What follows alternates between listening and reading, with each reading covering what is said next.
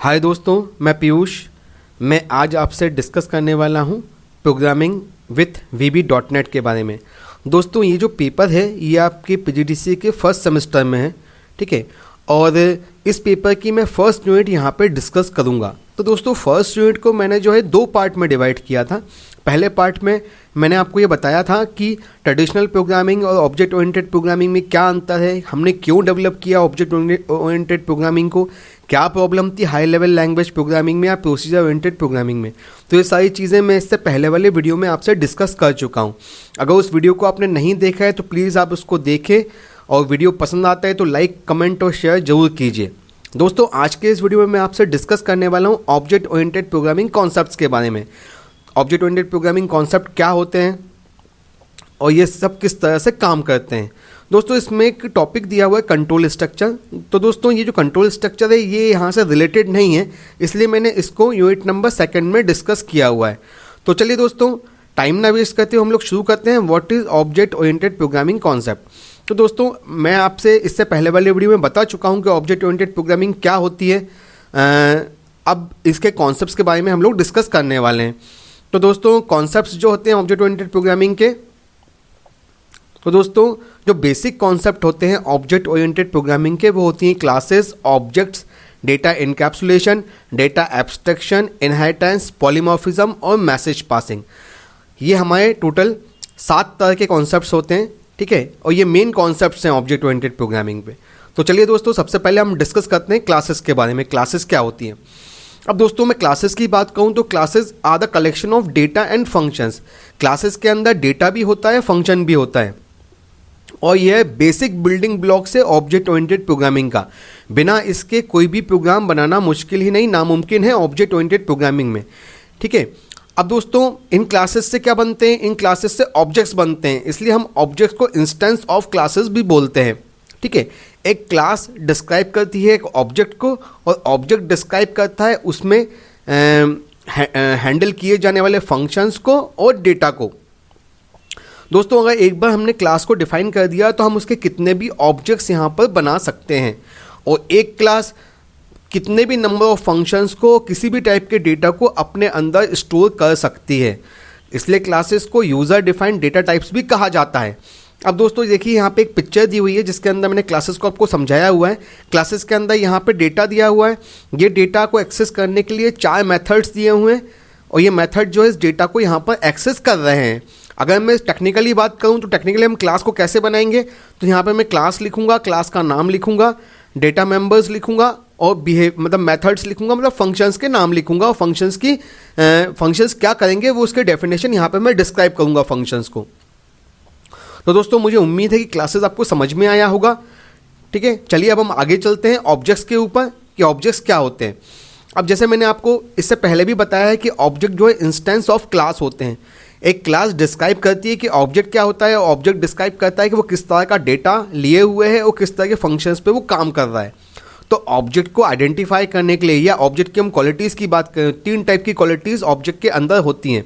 पहली होती है स्टेट। स्टेट का मतलब होता है वो किस तरह की इंफॉर्मेशन ऑब्जेक्ट स्टोर कर रहा है, ठीक है। दूसरी होती है बिहेवियर। बिहेवियर का मतलब होता है वो किस तरह के ऑपरेशंस ऑब्जेक्ट, मतलब वो ऑब्जेक्ट किस तरह के ऑपरेशंस परफॉर्म कर रहा है, और स्टेट ऑफ बिहेवियर। और तीसरी होती है आइडेंटिटी।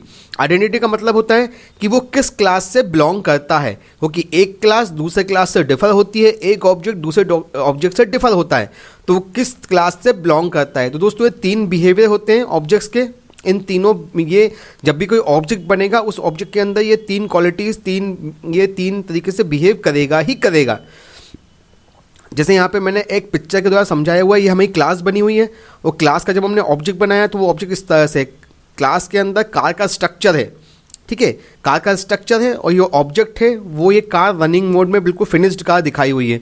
तो मतलब अगर हम एक प्रॉपर सिंपल वे में बात करें तो क्लास जो है वो स्ट्रक्चर है, और उसका इंस्टेंस जो ऑब्जेक्ट है जो रन होगा वो हमारा ऑब्जेक्ट है, वो ये कार है, ये फिनिश्ड मोड में है। तो अगर क्लास फिनिश्ड मोड में हो तो वो ऑब्जेक्ट कहलाएगी, अगर हम सिंपल भाषा में बात करें तो, और अगर उसका स्ट्रक्चर होगा तो वो क्लास कहलाएगी। तो दोस्तों, ये हमारे ऑब्जेक्ट्स थे। चलिए अब हम आगे चलते हैं। अब आते हैं हम लोग डेटा इनकैप्सुलेशन के ऊपर। अब दोस्तों डेटा इनकैप्सुलेशन अब दोस्तों हम लोग आते हैं डेटा इनकैप्सुलेशन के ऊपर। दोस्तों डेटा इनकैप्सुलेशन क्या होता है? अगर हम डेटा और फंक्शन को किसी एक सिंगल यूनिट के अंदर बाइंड कर दें, किसी एक यूनिट के अंदर बांध दें, तो वो हमारा इनकैप्सुलेशन कहलाता है। ठीक है, इससे होता क्या है, जैसे मैंने आपको बताया कि डेटा और फंक्शन को एक ही यूनिट के अंदर बाइंड कर दिया, तो डेटा जो है बाहर वाले फंक्शंस के लिए अनएसेसिबल हो जाता है, मतलब बाहर वाले फंक्शंस उस डेटा को एक्सेस नहीं कर सकते। तो दोस्तों जब बाहर वाले फंक्शन उस डेटा को एक्सेस नहीं कर सकते क्योंकि वो एक क्लास में रैप किया हुआ है, ठीक है, तो वो डेटा हाइड हो जाता है, या इंफॉर्मेशन हाइडिंग भी हम उसको कह सकते हैं। अब दोस्तों इससे होता क्या है? इससे ये होता है जब डेटा को हम इनकैप्सुलेट करते हैं तो वो एक प्रोटेक्टिव शील्ड हमको प्रोवाइड करता है डेटा के ऊपर।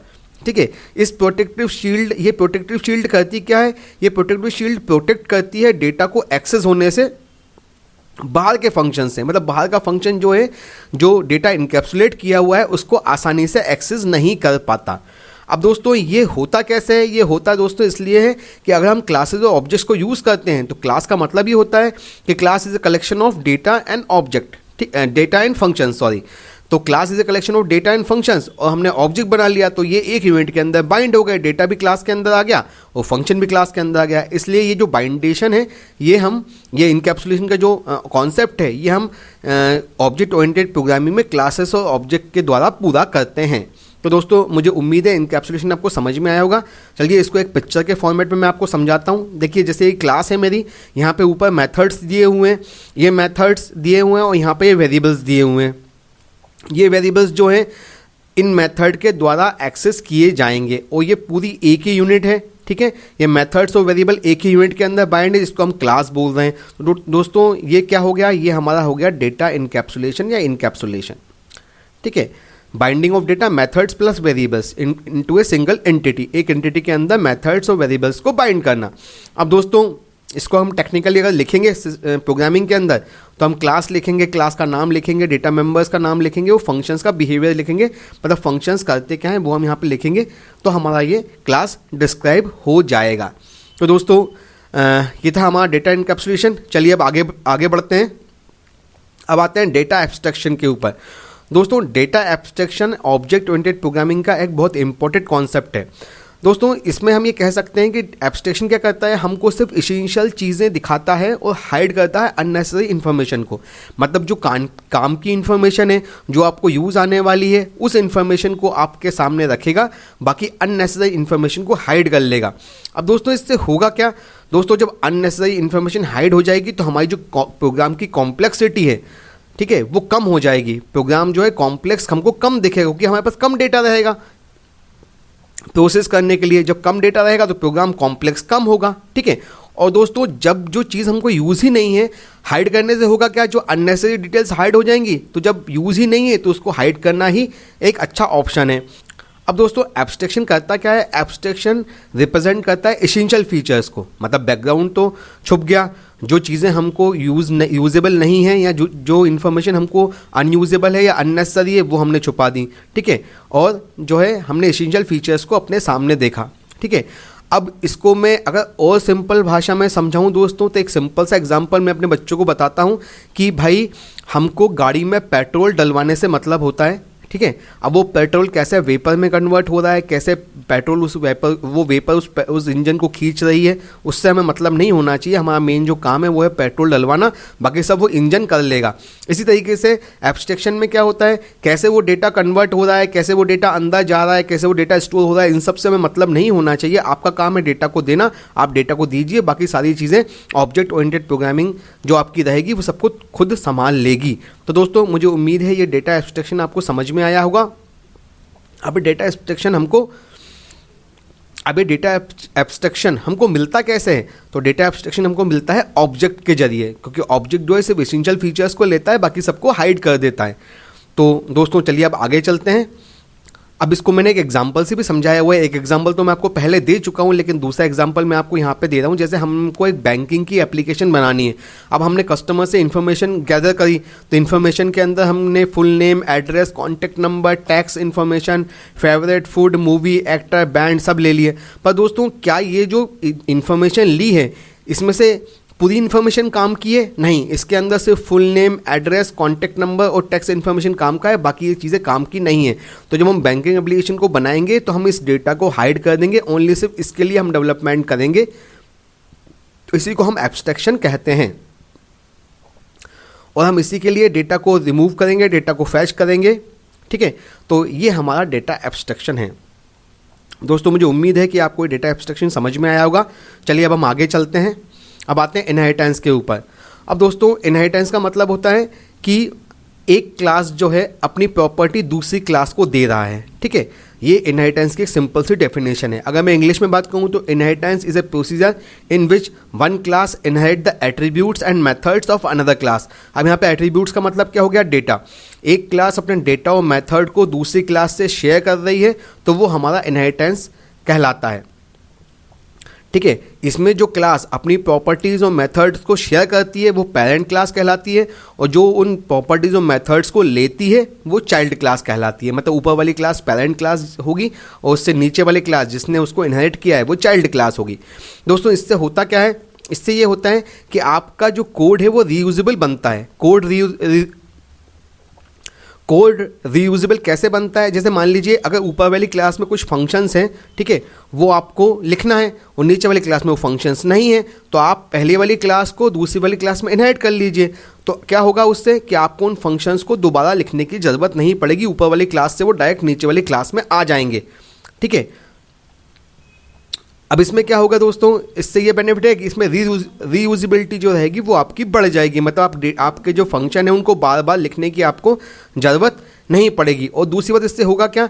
जो क्लासेस हैं उसमें कुछ कॉमन है तो वो आपस में एक दूसरे के साथ शेयर कर सकते हैं। The principle behind this sort of division is that derived class share common characteristics with the class from which it is derived।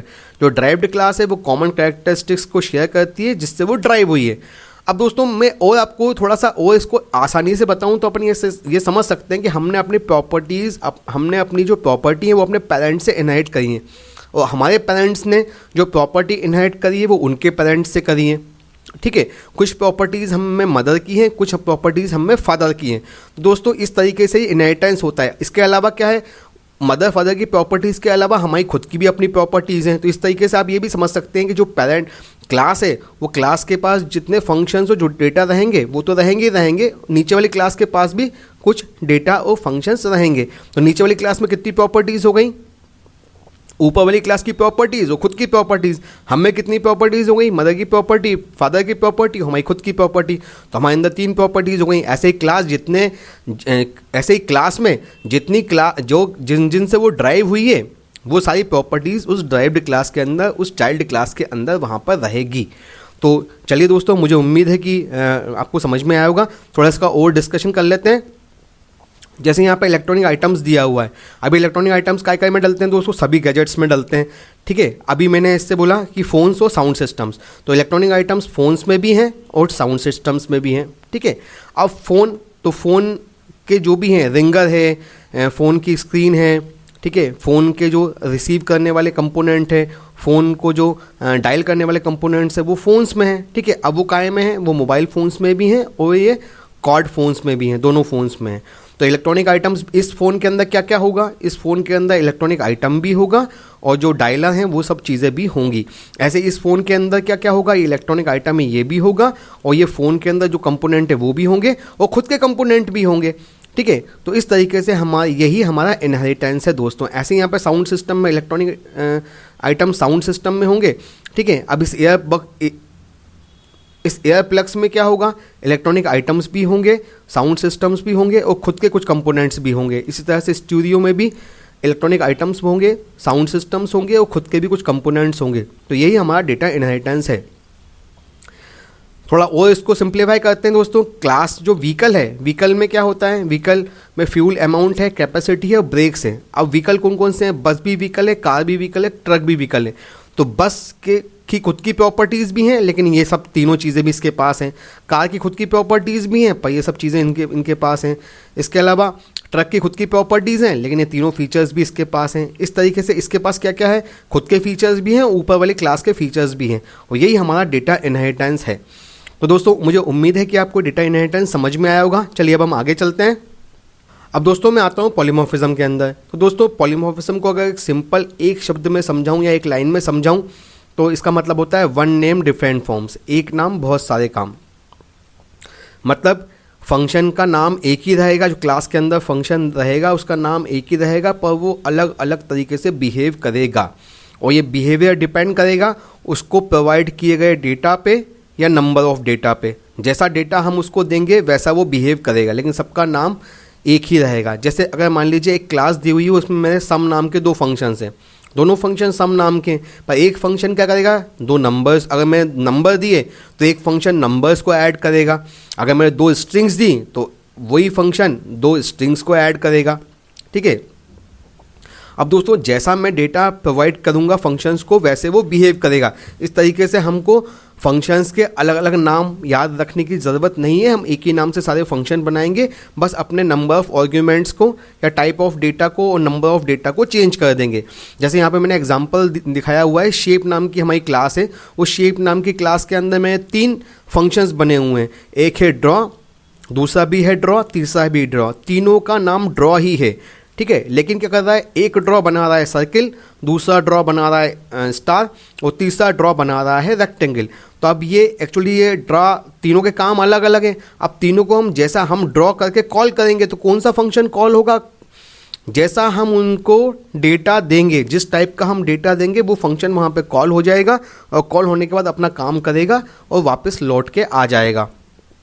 दोस्तों ये सारी चीज़ें हम प्रैक्टिकली में बहुत आराम से करेंगे। अभी आप इसको थ्योरेटिकल है, इसको ये समझ लीजिए कि तीनों फंक्शन का नाम सिमिलर है और तीनों अलग अलग तरीके से काम करेंगे अलग अलग सिचुएशंस में। ठीक है। जैसा डेटा हम उनको प्रोवाइड करेंगे वैसा ही डेटा वैसा ही काम, उस हिसाब से ही हमारा काम होगा। अब दोस्तों थोड़ा सा इसको और मैं डिटेल में समझाता हूँ। जैसे मान लीजिए एक हमने सिक्योरिटी गार्ड रखा हुआ है, कोई बाहर से व्यक्ति आता है तो ये डेटा अलग हो गया। ठीक है। तो वो सिक्योरिटी गार्ड का काम करेगा। कोई कार अगर आती है तो वो अटेंडेंट का काम करेगा। कोई अगर बिल्डिंग से बाहर निकलता है तो वो असिस्टेंस का काम करेगा। ठीक है। तो डेटा क्या हो गया, बाहर से आने वाला व्यक्ति डेटा हो गया तो ये सिक्योरिटी गार्ड बन गया। बाहर से आने वाली जो डेटा है वो कार हो गई तो ये अटेंडेंट बन गया। अगर अंदर से आने वाला डेटा है तो ये असिस्टेंस बन गया। इस तरीके से ये नाम इसका एक ही है पर इसके 3 काम है, वन नेम डिफरेंट फॉर्म्स। अब वापस मैं उस पर आ जाता हूँ। ये शेप नाम की क्लास है, ये ड्रॉ नाम के 3 फंक्शंस हैं। तीनों फंक्शंस में एक फंक्शन ड्रॉ करता है सर्किल, दूसरा फंक्शन ड्रॉ करता है स्टार और तीसरा फंक्शन ड्रॉ करता है रेक्टेंगल। ये तीनों ड्रॉ अलग अलग काम करते हैं। ठीक है दोस्तों। और ये डिपेंड करते हैं कि क्या ड्रॉ करेगा, तो हम जो नंबर ऑफ़ आर्ग्यूमेंट्स, जो नंबर ऑफ़ डेटा, जो टाइप ऑफ डेटा हम इनको देंगे उस हिसाब से ये अपनी इमेज को, सर्किल को या फिर रेक्टेंगल को या फिर स्टार को ड्रॉ करेंगे। तो दोस्तों मुझे उम्मीद है कि यहाँ पे आपको पॉलीमॉर्फिज्म समझ में आया होगा। चलिए अब हम आगे बढ़ते हैं। अब हम आते हैं मैसेज पासिंग के ऊपर। दोस्तों जैसे मैंने आपको अभी बताया कि क्लास क्या करती है, क्लास डेटा को एक सिंगल यूनिट में बाइंड कर देती है, डेटा और फंक्शन को, और उसके ऊपर वो प्रोटेक्टिव शील्ड बना देती है ताकि बाहर के फंक्शंस उसको एक्सेस ना कर सकें। पर मान लीजिए अगर एक्सेस करना हो तो दोस्तों जब एक्सेस करना होता है तो एक ऑब्जेक्ट दूसरे ऑब्जेक्ट के साथ कम्युनिकेशन करता है और ये कम्युनिकेशन होता है मैसेज पासिंग से। अब ये मैसेज पासिंग चलती कैसे है, तो दोस्तों हमें जिस मैसेज को, जिस फंक्शन को हमको मैसेज भेजना होगा, जो डेटा हमको भेजना होगा, हम उस ऑब्जेक्ट का नाम लिखेंगे। सबसे पहले हम जिस क्लास में भेजना होगा हम उस क्लास के ऑब्जेक्ट का नाम लिखेंगे। ये हमारे ऑब्जेक्ट का नाम हो गया। ठीक है। फिर इस क्लास के अंदर जो फंक्शन है, ठीक है, उस फंक्शन का हम नाम लिखेंगे, ये हमारा फंक्शन हो गया। और जिस डेटा को हमको भेजना होगा हम उस डेटा का नाम लिखेंगे, ये हमारा डेटा हो। डेटा को हमको भेजना होगा हम उस डेटा का नाम लिखेंगे, ये हमारा डेटा हो गया। तो हमको जिसको मैसेज भेजना होगा सबसे पहले उस ऑब्जेक्ट का नाम, ठीक है, फिर फंक्शन का नाम और फिर डेटा का नाम। इस तरीके से हमारी मैसेज पासिंग जो है वो चलती है। और मैसेज पासिंग ही एक माध्यम है, एक मीडियम है जो कि दो ऑब्जेक्ट्स को आपस में कम्युनिकेट करवाता है। तो दोस्तों ये बहुत छोटा टॉपिक था, मुझे उम्मीद है कि आपको ये समझ में आया होगा मैसेज पासिंग क्या होता है। चलिए अब हम आगे चलते हैं। अब मैं आता हूँ एडवांटेजेस ऑफ ऊप्स पे। तो ये तो हमारे कॉन्सेप्ट थे, हमने कॉन्सेप्ट तो पढ़ लिए। अब इसके एडवांटेजेस क्या क्या हैं। सबसे पहला एडवांटेज रीयूजेबिलिटी। इनहेरिटेंस से आप कोड को बार बार लिखने की ज़रूरत नहीं है। आपने इनहेरिटेंस किया हुआ है तो आप उस कोड को बहुत बार लिख सकते हैं। Second, security. डेटा हाइड हो जाता है ऑब्जेक्ट के अंदर, डेटा और फंक्शंस हाइड हो जाते हैं, इनकैप्सुलेट हो जाते हैं, तो आपकी डेटा की सिक्योरिटी ऑटोमेटिक आ जाती है। बड़ी बड़ी प्रॉब्लम्स को छोटे छोटे प्रॉब्लम्स में ब्रेक किया जाता है, जिसको हम ऑब्जेक्ट्स बोलते हैं। उससे होता क्या है, हमारी जो प्रॉब्लम सॉल्विंग है वो आसान हो जाती है, हम जल्दी से प्रॉब्लम को सॉल्व कर लेते हैं। ठीक है, अगर आपने पॉलीमॉर्फिज्म का यूज़ किया है, अगर आप ऑब्जेक्ट ओरिएंटेड प्रोग्रामिंग यूज़ कर रहे हो और पॉलीमॉर्फिज्म का यूज़ किया है, तो आपका कोड जो है फ्लेक्सिबल हो जाता है, आपका कोड जो है वो फ्लेक्सिबल हो जाता है। ठीक है, अगर आपने ऊप्स लैंग्वेज में प्रोग्रामिंग की है तो ट्रबल शूटिंग आसान होती है, फंक्शंस की ट्रबल शूटिंग आसान हो जाती है फंक्शंस की। इसी तरीके से ऑब्जेक्ट ओरिएंटेड प्रोग्रामिंग में सिस्टम का अपग्रेडेशन जल्दी हो सकता है, प्रोग्राम की कॉम्प्लेक्सिटी है वो इजीली मैनेज हो सकती है और ऊप्स में बनाए गए प्रोग्राम्स को इजीली मैनेज किया जा सकता है। तो दोस्तों ये मेरे 8 एडवांटेजेस थे। ठीक है, मुझे उम्मीद है कि आपको फीचर्स भी यही हैं, एडवांटेजेस भी यही हैं, दोनों चीज़ें आपको समझ में आए होंगी, ऊप्स के कॉन्सेप्ट भी समझ में आए होंगे। चलिए अब हम आगे चलते हैं। आपका लास्ट टॉपिक है दोस्तों प्रोग्राम डेवलपमेंट एनवायरनमेंट। अब दोस्तों प्रोग्राम डेवलपमेंट एनवायरनमेंट क्या होता है दोस्तों, वो एनवायरनमेंट जिसमें प्रोग्राम को डेवलप किया जाता है उसको हम प्रोग्राम डेवलपमेंट एनवायरनमेंट कहते हैं। अब इसमें होता क्या है, इसमें दोस्तों डेवलपर को ऐसे टूल्स दिए जाते हैं, ऐसे प्रोसेस दिए जाते हैं जिससे कि वो आसानी से प्रोग्रामिंग कर सकते हैं, उसकी प्रोग्रामिंग करना आसान हो जाए। ठीक है, इसको हम कई बार फिजिकल एनवायरनमेंट भी बोलते हैं। ठीक है, तो जो हमको टूल्स दिए जाते हैं वो टूल्स होते हैं कोड को लिखने के लिए, उनको टेस्ट करने के लिए, उनको पैक करने के लिए। ये सारे टूल्स हम किसको देते हैं, डेवलपर्स को देते हैं, ताकि वो जल्दी जल्दी आसानी से प्रोग्रामिंग कर सके।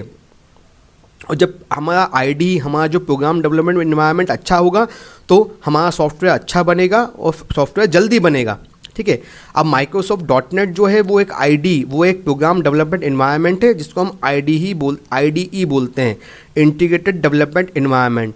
दोस्तों इसमें क्या है, इसमें डेवलपर्स को ऐसे विजुअल टूल्स दिए गए हैं जो कि कोड को लिखने में, उसको टेस्ट करने में, उसको पैक करने में डेवलपर की हेल्प करते हैं। तो दोस्तों मुझे उम्मीद है कि आपको ये समझ में आया होगा। चलिए अब हम आगे चलते हैं। ये देखिए VB.NET का IDE है। यहाँ पे जब मैं VB.NET खोलूँगा तो मुझे ऐसा IDE दिखाई देगा। सबसे पहले ये हमारे मेनू बार्स हो गए, ऊपर वाले मेनू बार हो गए, ये हमारे टूल बार हो गए। ठीक है, इसके अलावा ये हमारा विंडो डिज़ाइनर हो गया। इसके अलावा ये हमारा टूल बॉक्स हो गया जिसमें हमारे टूल्स हैं, इन टूल्स से हम अपनी प्रोग्रामिंग करेंगे। ये हमारा स्टेटस बार हो गया। ये हमारी प्रॉपर्टीज़ विंडो हो गई जो डिफरेंट अपने जो कंट्रोल्स हैं उनकी प्रॉपर्टीज़ को डिस्प्ले करेगा। ये हमारा सॉल्यूशन एक्सप्लोरर हो गया। यह हमारा सॉल्यूशन एक्सप्लोरर हो गया। यहाँ पे हमारा जो भी प्रोजेक्ट रहेगा उसकी पूरी जो इमेज है, उसकी पूरी जो हिस्ट्री है, जो हिस्ट्री है या उसका पूरा जो लेखा जोखा है वो आपके सामने यहाँ पे दिखेगा। तो दोस्तों ये था मेरा VB.NET का IDE। मुझे उम्मीद है कि ये वीडियो आपको समझ में आया होगा। इसमें जो टॉपिक्स मैंने डिस्कस किए हैं वो समझ में आए होंगे। चलिए दोस्तों मिलता हूँ मैं आपसे अगले वीडियो में। जब तक वंदे मातरम, जय हिंद।